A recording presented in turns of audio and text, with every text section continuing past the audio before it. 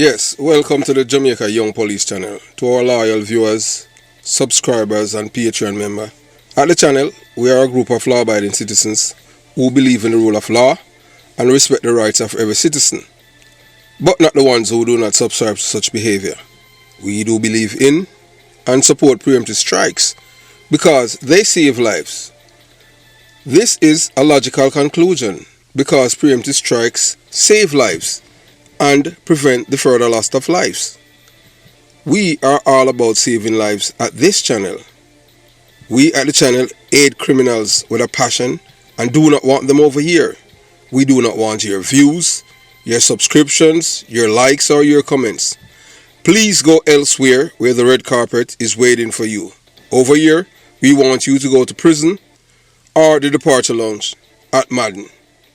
Moving on to today's video. Yes, this is one of Jamaica's biggest dancehall story ever. Love and betrayal.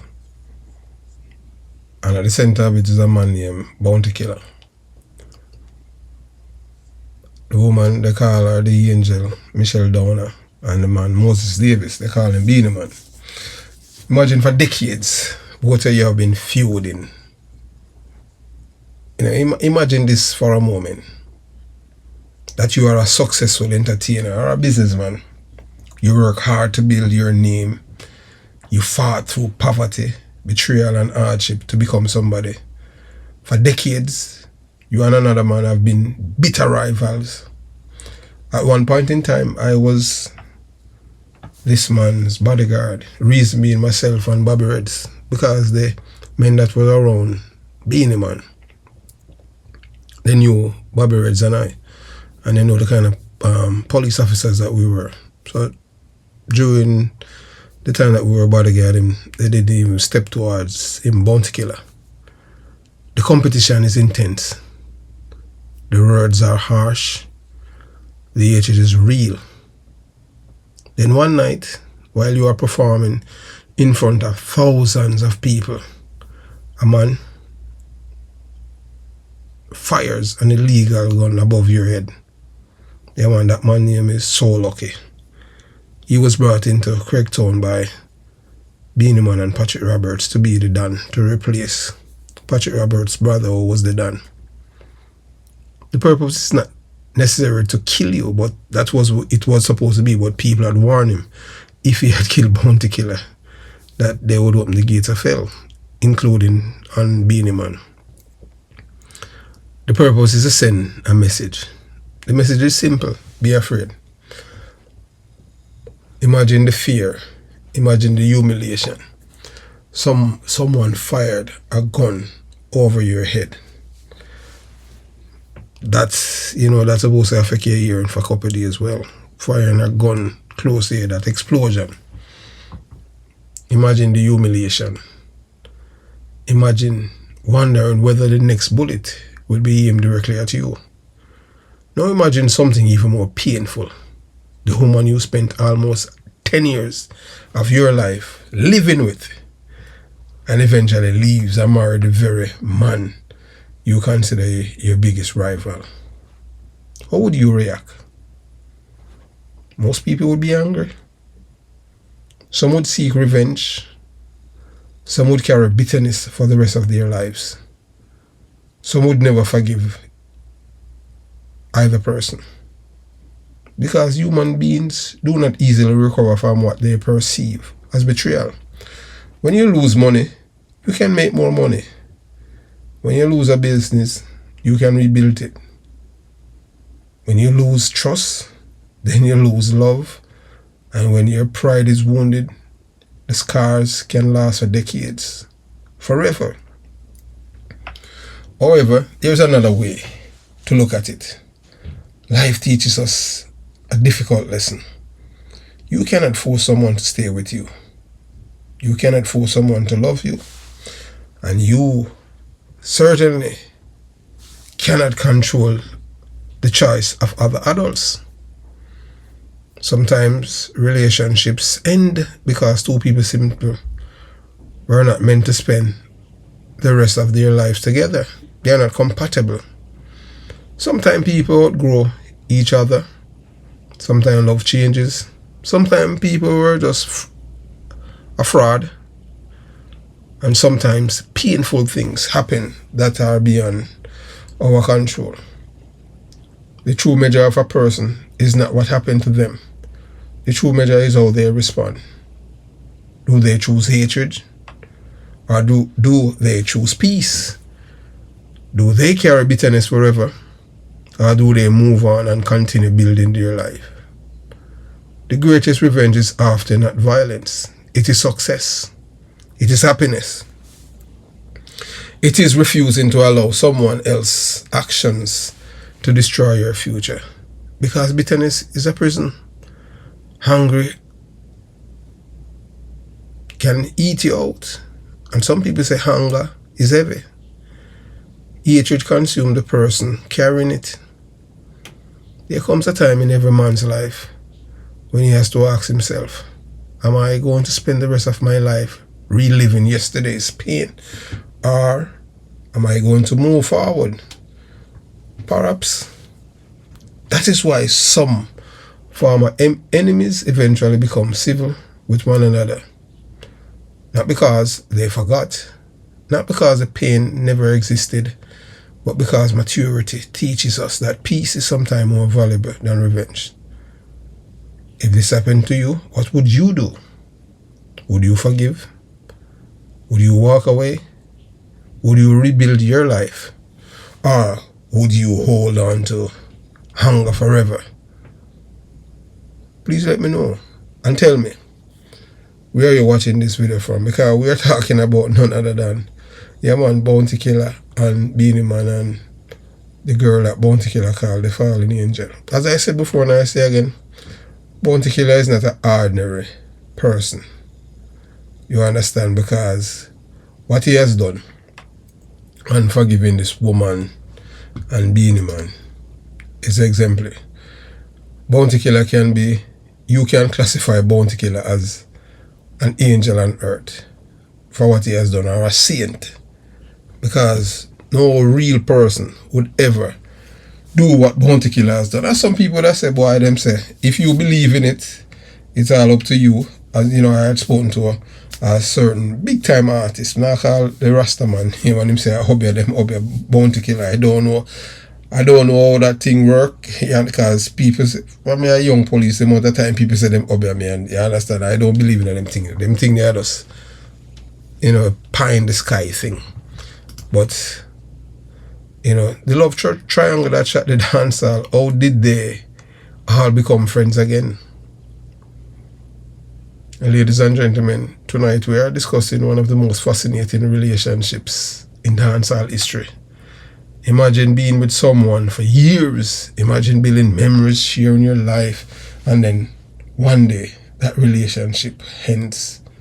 Then the person you once loved marry your biggest rival.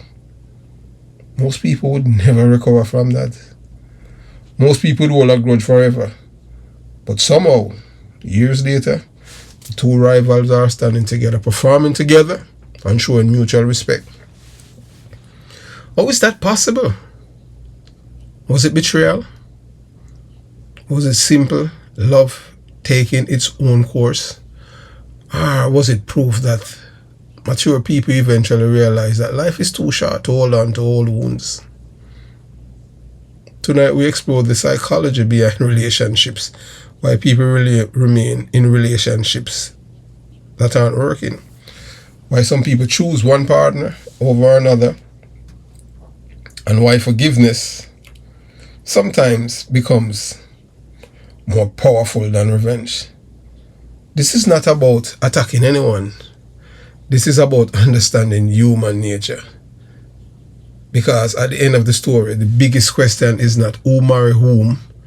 The biggest question is, how did two dancehall greatest rivals find a way to move forward after something so personal? Let's talk. Many people stay in relationships for various reasons that have nothing to do with love. Nothing. People stay in a relationship for comfort, history, friendship, financial stability. So they say that the reason why this woman was with Bounty Killer, it was because of financial stability. It was nothing about fear of starting over. Hope that things will improve. She already carved out her future and already decided that she did not want to spend her life, the rest of her life, with Bounty Killer. Of all the women that he had in his life, she was the one that he really paraded out there. The angel. A 10-year relationship does not automatically mean two people were perfectly compatible. Sometimes people remain together because they are familiar with one another.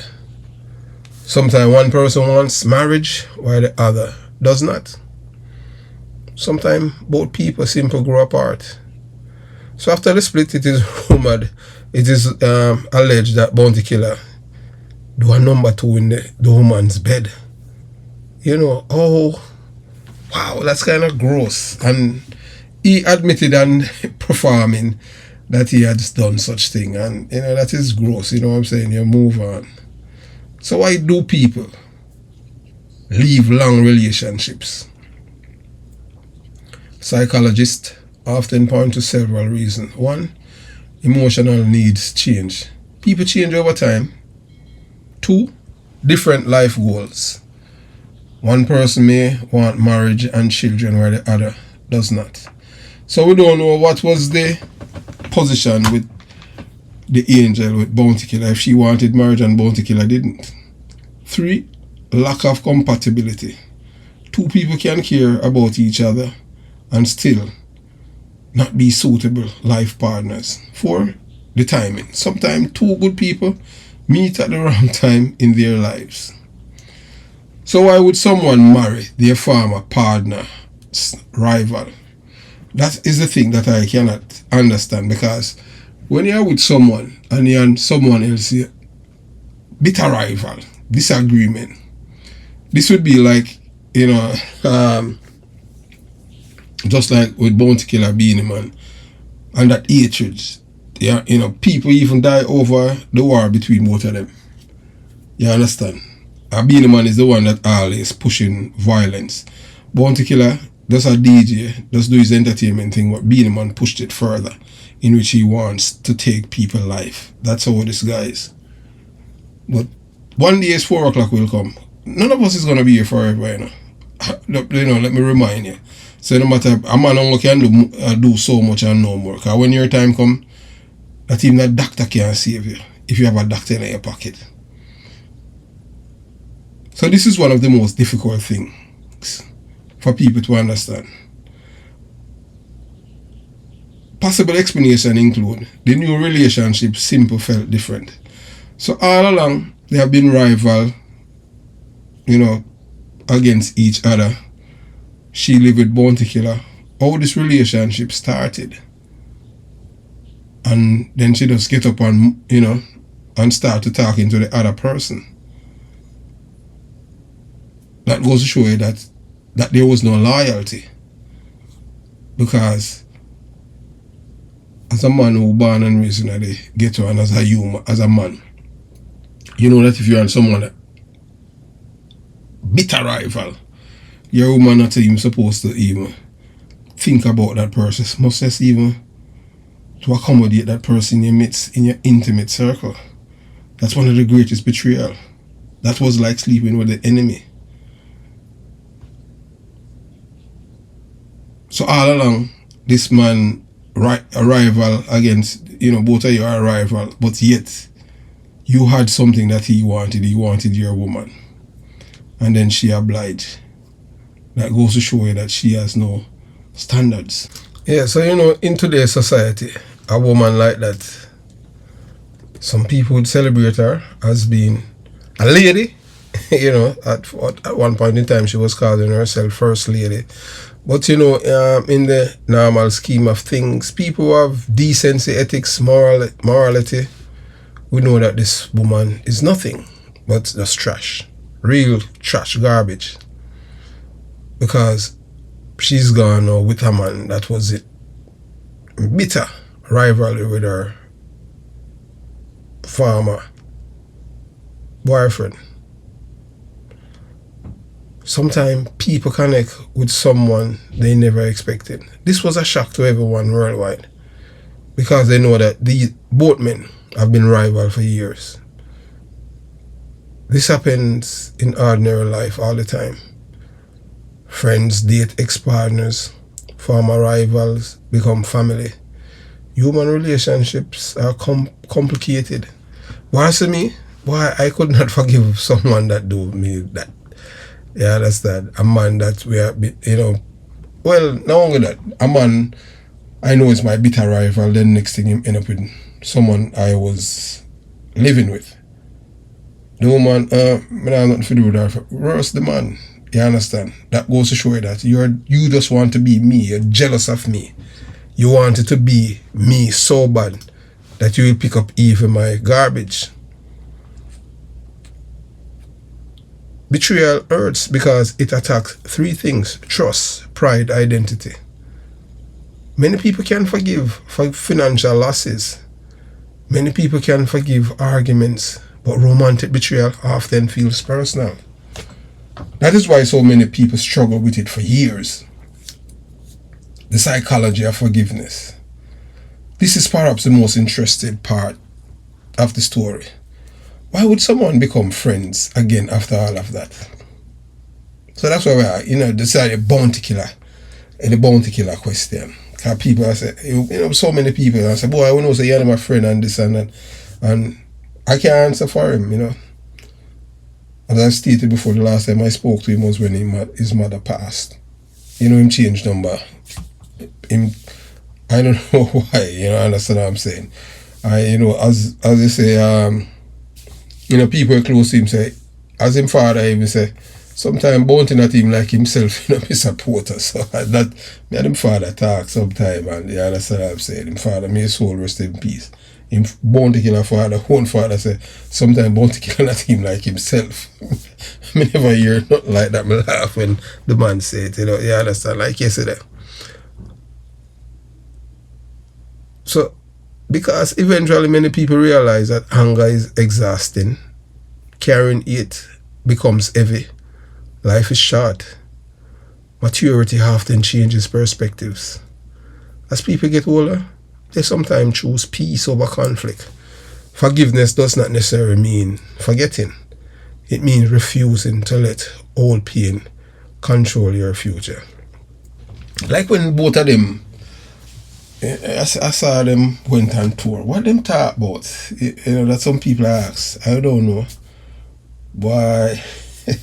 You're married to my all-time girl and them thing. Wow. That's kind of, that's how one does different kind of world. The lesson is not about who won. The lesson is not about who lost. The lesson is that relationships end. People move on. Friendships can heal. Rivals can reconcile. Sometimes the greatest victory is not revenge. Sometimes the greatest victory is reaching a point where everyone can move forward with their lives. But some people can't, because you have to understand that betrayal, that form of betrayal, it is not easy at all. And I'm going to elaborate on it. So this is a case, a cycle of counter-rejection. The twisted psychology of dancehall's most infamous love triangle. The decade-long saga involving Rodney Price, that's Bounty Killer, Moses Davis, Beenie Man, and Michelle Downer, the Angel, is a masterclass in the psychology of proximity. Toxic competition and calculated proximity to power. When the Angel spent 10 years with Bounty Killer, meticulously utilizing contraceptives to prevent having his children, only to defect to his fiercest rival, marry him, and subsequently mock his appearance and declare a lack of love. She wasn't just acting on whim. She was executing a complex psychological strategy driven by an intense desire for autonomy, a refusal to be reduced to a trophy and a profound understanding of how to weaponize the fragile ego of alpha males. The decade of contained rebellion, why she stayed? To understand why a woman stay with a man for 10 years while actively ensuring they do not build a legacy together, one must look at the psychological concept of strategic survivalism. Bounty Killer was the unyielding, aggressive general of dancehall, a man whose public persona was built on raw power, street loyalty, and rigid control. The security and social capital trap. For a young man entering the orbit of a massive cultural icon, the association offers immense social mobility and protection. For years, the psychological benefit of being aligned with the apex predator of the industry outweighed the lack of personal and emotional compatibility. The silent veto. Contraception as autonomy. In psychological terms, the angel's strict use of contraceptives was an act of profound internal resistance.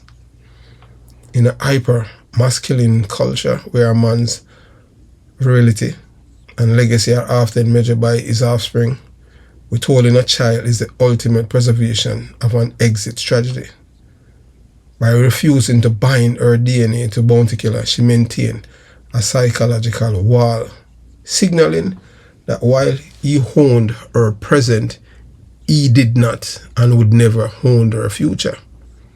It was a 10-year trial period that he mistakenly viewed as a permanent commitment. The psychological profile of the nemesis, why Beenie Man stepped in. When Beenie Man pursued married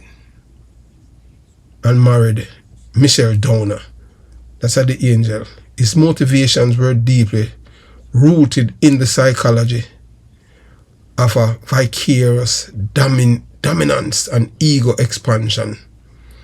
In a lifelong rivalry as bitter as the one between Beenie Man and Bounty Killer, victory is rarely achieved slowly on stage. It must be extracted through personal humiliation. Sexual and social poaching. Pursuing a rival's long-term partner is the ultimate act of psychological castration against an enemy. By winning over the woman who knew Bounty Killer's deepest vulnerabilities, Beenie Man didn't just win a wife, he conquered a piece of his nemesis' territory. The illusion of validation. Beenie Man's psychological vulnerability was his need to be loved and viewed as the ultimate showman, the king of dancehall. Securing the woman who had spent a decade with his rougher, more street-venerated rival was the ultimate validation of his charm, his status, and his superior desirability. The brutal aftermath, why she turned on the winner.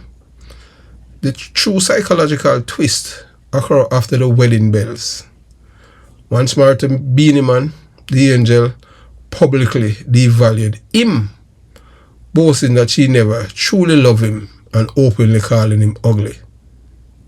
This behavior, while seemingly erratic, aligned perfectly with the psychology of a liberated agent re-establishing her own narrative. The backlash over correction, having escaped a 10-year relationship that felt stifling, the agent, like if you view her marriage to Beenie Man not as a destination of love, but as a vehicle for ultimate emancipation. Once that vehicle served its purpose, cementing her own stardom and breaking the shadow of Bounty Killer, the utility of Beenie Man expired. The defiant refusal to be a trophy. When a man marries his nemesis woman, primarily to spite his rival, the woman eventually realizes she's being used as a chess piece. The angel public mockery of Beenie Man was an aggressive psychological defense mechanism, by stripping him of his physical attractiveness and denying him her love in the public sphere. She effectively neutralized his victory. She loudly signaled to the world, "You did not conquer me from Bounty Killer. I used your ego to walk out of his house, and you are not enough to keep me."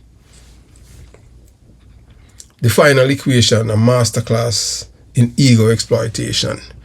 Ultimately, this triangular tragedy revealed a profound psychological truth about human nature under the binding and blinding lights of fame. When ego is the primary currency, everyone becomes a transaction. Bounty Killer miscalculated compliance for a commitment, failing to realize that a decade of presence means nothing without shared intent. Beenie Man miscalculated a woman's escape route for genuine devotion, blinded by the intoxicating prospect of dealing a fatal blow to his rival's pride. And the angel, fully aware of the predictable, fragile psychological behavior of two men locked in internal power struggle, navigated between them to ensure that when the dust settled, she was no longer in the shadow, in the background of dancehall. She was the scriptwriter of their ultimate public undoing. But this goes to show that, that this woman, she wasn't a lady. She wasn't the kind of woman that, a man would want as a wife. You understand? But you have to understand, that some people just look at life totally different. So she used Bounty Killer, then eventually married Beenie Man. Then she humiliated him, same ugly. But although she have a child for him, at the end of the day, only the people involved truly know what happened inside their relationships. Bounty Killer, Beenie Man, and the angel. The rest of us can only observe the public story and learn from it. The real lesson may be this: people can survive heartbreak, friendship can recover from deep wounds, and even bitter rivals can eventually find common ground. That's perhaps the most remarkable part of this entire story. As I said before, and I'll say again, as for me, I could never ever, reconcile with such debacle. Because if you have a woman and she, run to your nemesis, that goes to show that she has no loyalty. But time goes on. They say a leopard never changes its spots. No. She was married, now they're divorced. At one point in time, he says that the child that she was carrying wasn't his, but she proved him wrong. When they went to court, the DNA proved that the son is his son. So when she thought that she was destroying Bounty Killers publicly by doing that, but in our society, in a normal society, a woman like her would be shunned by people. But in Jamaica, that people have no shame, no ethics, morality, decency, or loyalty. Because it's a mere thought to even think about it as a man, to be sleeping with your rival woman, much less married to her. That's some creeps. You have to be some real sick puppy to do something like that. But in the end, that's, no matter, as them say, a bottle in a Benz is still a bottle. And this woman, she has nothing about her. Nothing at all. And she's going to be like this. Public scorned by decent men. Have yourself a beautiful day. Jamaica, Young Police Channel out.